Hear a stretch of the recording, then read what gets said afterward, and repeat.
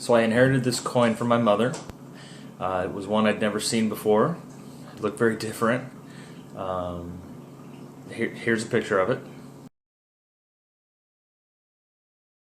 Now I wanted to keep it in the old package, well, the old holder that it came in, so it's hard to see through because it's very weathered.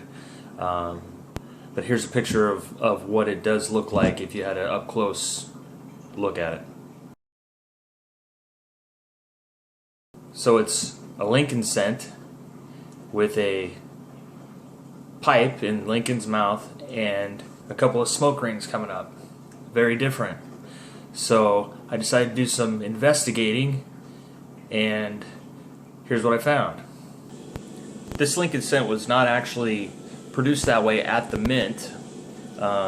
It was done later by someone after it had been in circulation as a novelty or to produce a collector's item. Now it's called counterstamping. Now this dates back to the early 1800s, where merchants would advertise their services by stamping the coins.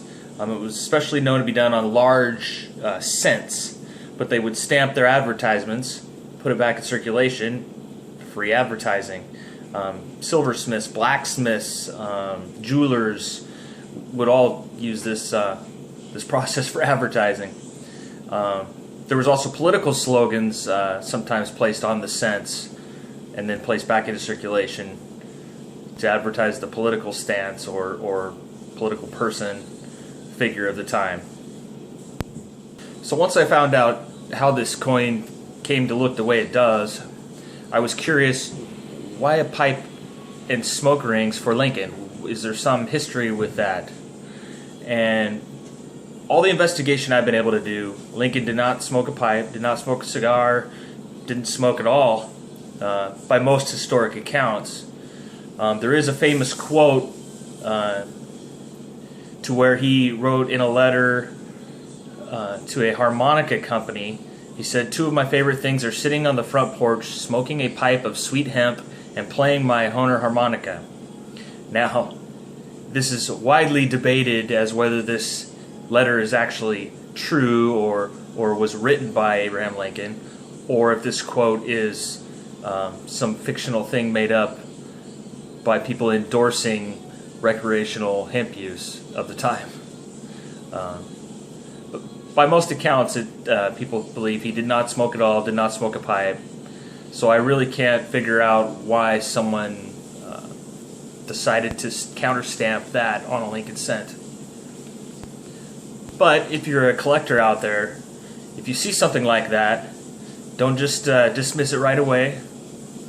Take the time to look it up, because even though it maybe wasn't created at the mint that way, it may have some value as, or at least more than face value, as a collector's item or novelty to someone out there, and you may even decide to start collecting these yourself, because I'll show you some examples here of some other ones I found, and there's a lot of different counterstamps out there.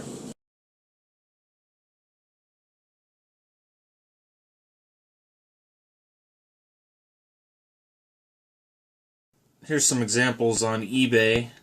You can definitely see they go for more than a penny as collector's items.